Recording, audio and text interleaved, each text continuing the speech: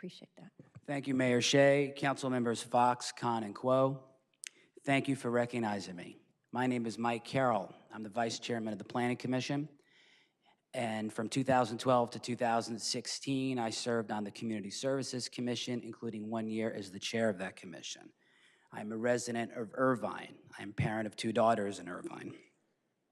I rearranged my work schedule to be here because it looked like you're going to be hearing a lot from people with agendas and possibly people that reside outside of our city.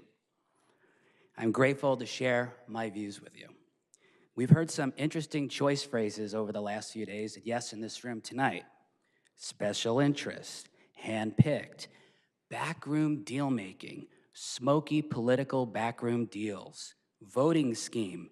Experts have been evaluating us, and just a few minutes ago, illegal, rigged, intoxication, and steal an election. We are not sure who the author and who the sponsors of this selection process that was recommended is. Well, I decided to find out. I placed a telephone call yesterday to Carl Peterson, who is right there. He's the assistant clerk of the city of Irvine. And I asked him where he got this choice voting system from that the clerk recommended. And he pointed me to this Marvin and Chapman Electron Handbook that provides instructions to carry out a successful city council vacancy appointment. He also thanked me for calling so I can get the information out from the actual source. I also went to the website. It says it's established in 1956. Martin and Chapman Company is a leader in the election industry, providing election supplies, services, consultation, and advice to almost all of the 482 cities in the state of California. They are located right here in Anaheim. They're a family-owned company with a combined 235 years of experience, et cetera, et cetera, et cetera.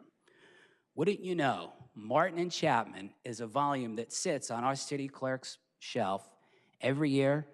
Molly gets a new one for years and years. I'm guessing probably back to 1971, just like many of the other 400-something cities in our state. It's the go-to guide. Smoky political backroom deals? I don't think so.